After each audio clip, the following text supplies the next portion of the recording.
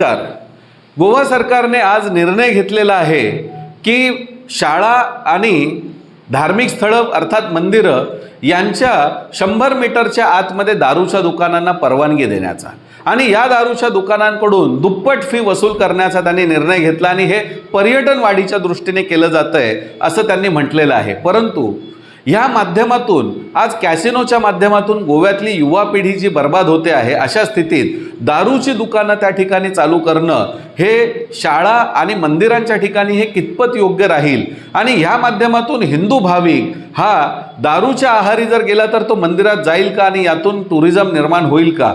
जर तुम्हाला एका प्रकारे धनच हवं असेल तर आज उत्तर प्रदेश सरकारने आपण लक्षात घेतलं पाहिजे की त्या ठिकाणी त्यांनी एक प्रयत्न केला। आज तिथे काशी विश्वनाथ कॉरिडॉर किंवा अयोध्या मथुरा यांच्या माध्यमातून एक वेगळ्या प्रकारचं धार्मिक पर्यटन चालू झालं आणि आज उत्तर प्रदेश सरकार 25,000 कोटींच्या निधीच्या माध्यमातून आज ते देशातलं पर्यटनातलं पहिल्या क्रमांकावरचं राज्य ठरलेलं आहे।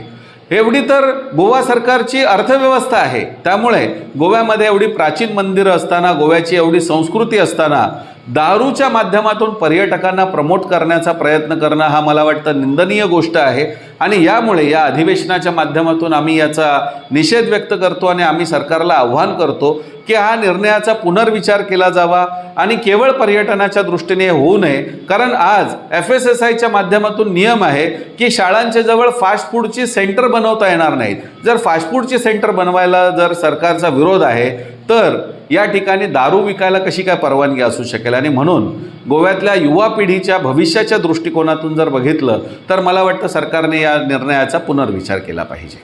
धन्यवाद। Subscribe and follow our YouTube and Facebook channel for more videos.